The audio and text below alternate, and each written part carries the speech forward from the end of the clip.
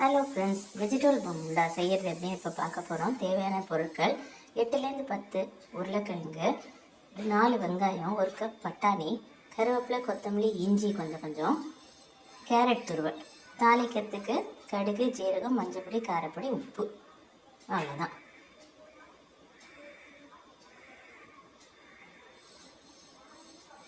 ஒரு சட்டி வச்சு எண்ணெய் கொஞ்சம் ஊற்றி கடுகு, ஜீரகம், மஞ்சப்பொடி போட்டுருங்க.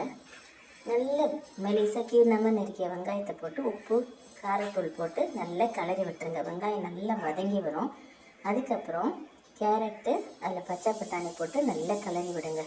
முதல்ல இந்த வெங்காயம் இதெல்லாம் நல்லா வதங்கட்டும், உப்போடு சேர்ந்து பட்டாணியும் அது கேரட்டு எல்லாம் நல்லா வதங்கி வரட்டும். அதுக்குள்ளே உருளைக்கிழங்கு தோலை நீக்கி நல்லா நெசுக்கி மசிச்சு வச்சுக்கோங்க.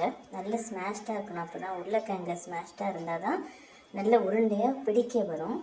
அப்புறம் அதில் போட்டுட்டு அதுக்கு மேலே கொத்தமல்லி, கருவேப்பிலை போட்டுட்டு நல்லா கிளறி விட்டுருங்க.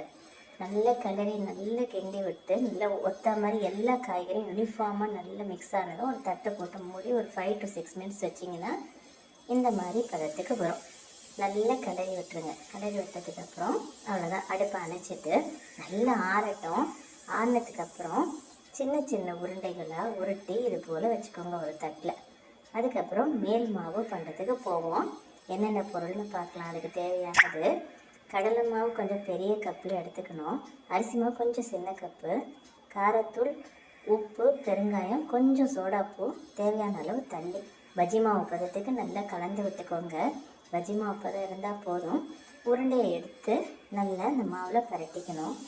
எண்ணெய் நல்லா காய்ஞ்சிருக்கணும், பத்த காயணும். அப்புறம் சின்னதாக ஆக்கிக்கோங்க. அதுக்கப்புறம் இதை அதில் துவைச்சி இந்த உருண்டைகளை துவைச்சி எண்ணெய் சின்னதாக வச்சுக்கோங்க அடுப்பை. இப்போ போட்டிங்கனாக்க இன்னும் கையில் பட்டுரும், சூடு தாங்காது. பொன்னிறமாக வரும், டேஸ்டியாக இருக்குங்க. பண்ணி பாருங்கள். தேங்க்யூ.